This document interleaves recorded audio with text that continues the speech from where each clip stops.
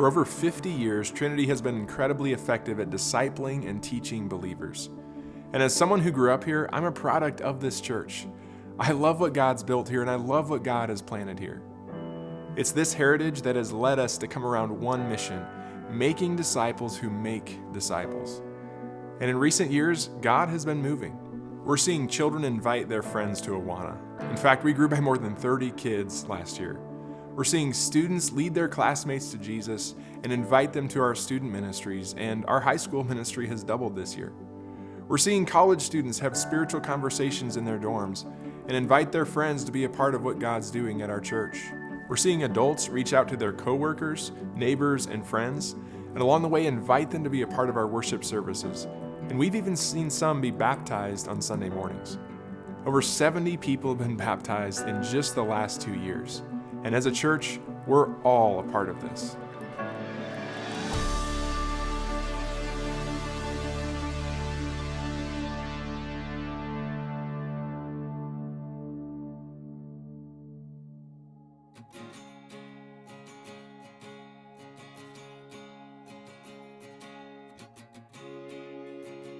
Hi, my name is Nancy, and this is my grandson, Bo. And I actually went to Trinity before he and his parents did, but I've been there for 5.5 years now. I think the biggest draw for me at Trinity was a traditional church service. I like praise music and I like the loud music, but there's something about the old-time hymns that I missed. My grandma invited me to Awana one day. She said that she'd be helping and volunteering, so she'd be there, and I wouldn't just be alone with a bunch of people I didn't know. I didn't know what to expect. It was church, and I'd had a bad experience with the church leading up, and I kind of just hoped it'd be over quick. As soon as they expected me to actually work on stuff, I just sat there. I didn't want to be there. I could attest to that. He was very defiant, and all I could think about is, what have I done to this child, Who would have dreamt what God had in store that night, And so he was not a happy camper that night at Awana. And in fact, it was embarrassing for me almost. And I thought, oh my, what have I done to this kid, And drag him to Awana, and here he's just having a terrible time. But little did we know that God had something else in store for him and me. So when I accepted Christ, I wanted to come. I asked my parents if we could go to church, and they looked at each other and said yes, and we've been going ever since. I felt more comfort in the fact that, I had a place in heaven now as a child of God, although I didn't really know what that meant yet. But, I wouldn't be, scared or anything because I was a Christian now. And then over the next 5 years, I continued going to Awana, memorized verses, read my Bible, and went to camps and retreats and stuff, and continued to grow. I guess I learned more about what it means to be a Christian, and I've been working on that in my personal life and just growing.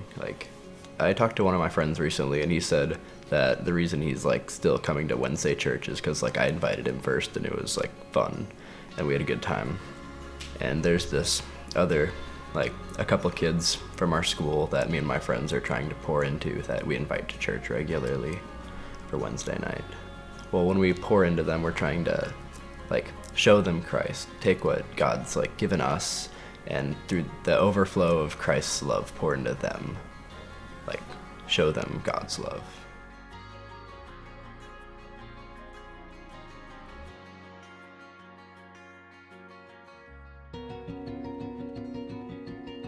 I'm Jackson, and I've been at Trinity for 1.5 years. Going to college, I had a lot of freedom, and I had all these idols in my life that weren't God.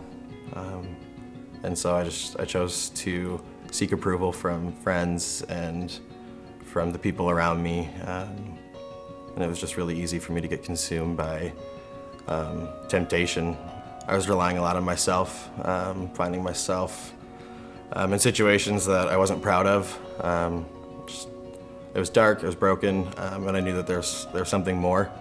And I'd gone to church before, growing up as a kid, and I walked away from that when I was in college. I thought that I was happy, and I thought that I was living my best life, and that only lasts so long until it catches up to you. So when I decided to come back to church, I remember I was scared and nervous and felt a lot of shame. And walking into Trinity and just being greeted by so many people and introduced to different people, it was so welcoming, and I felt loved by people who didn't know me and people who didn't know my past. I want to be able to show God's grace to anybody who needs it, and to just know that wherever you're coming from, like, God's grace is so great, and it can reach everyone and anyone, and it's powerful. But at the end of the day, and when I focus on Jesus and I'm spending time with Him, I just know that God's grace it's forever.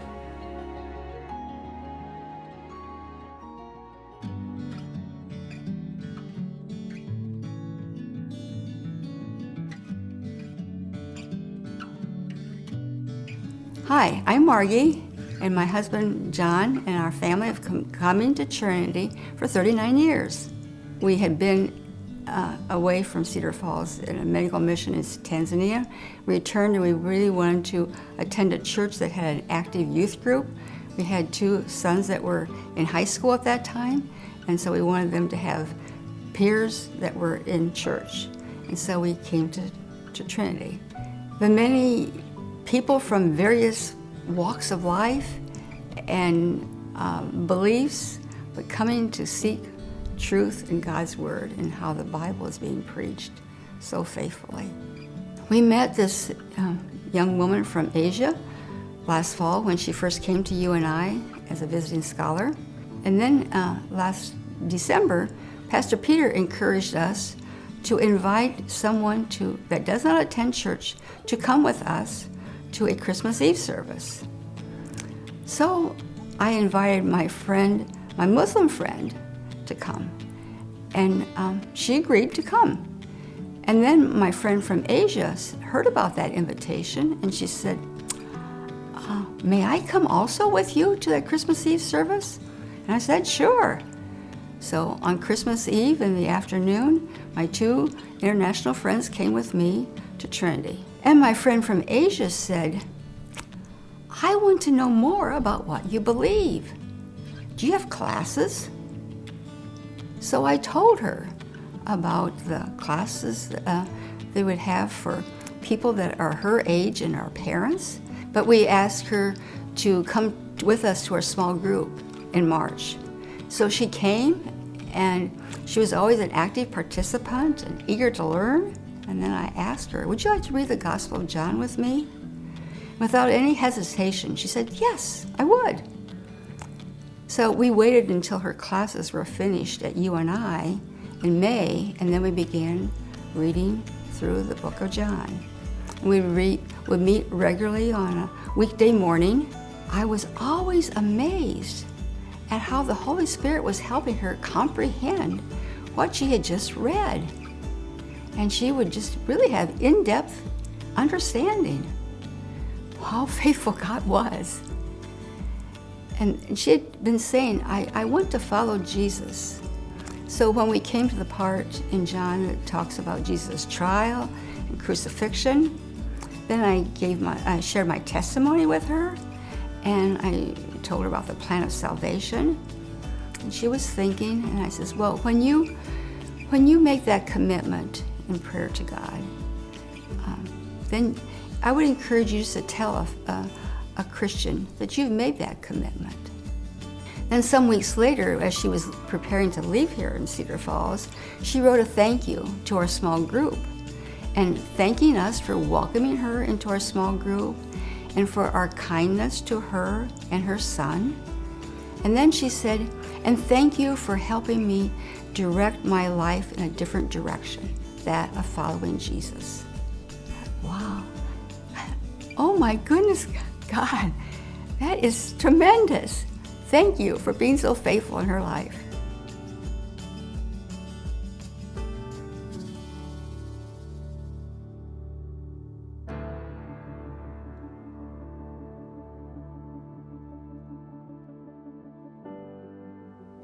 We're seeing people of every generation engage in the mission here at Trinity.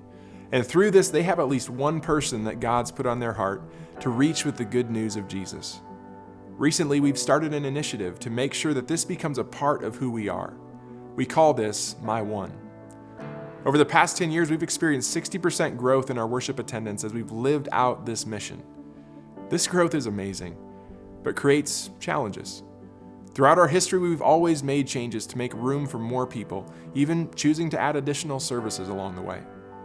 With this recent growth and the potential of our ones, we now believe we need to take another step to steward the movement that we're seeing in our church.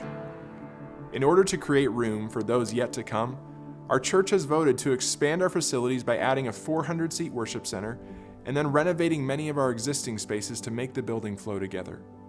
We want to strengthen the unique intergenerational ministry that we have at Trinity by making our building work well for both traditional and contemporary styles of worship.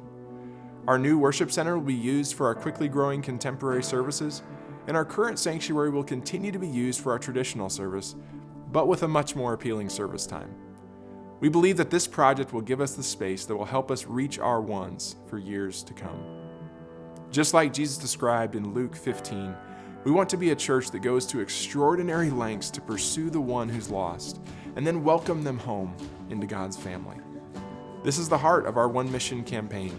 And during this campaign, we're asking you to make a significant financial sacrifice over the next 3 years towards our $1.5 million campaign goal. We aren't asking for everyone to give equally, but we're asking for everyone to sacrifice equally towards this need. Along with that, we're asking you to make a significant relational investment in this mission.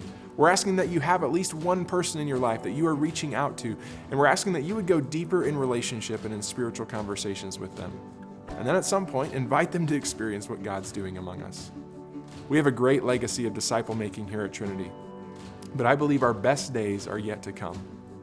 This isn't something that we can do with just a few of us on board. No, it will take something from all of us. Will you join with us in asking God to work through us as we carry out our one mission?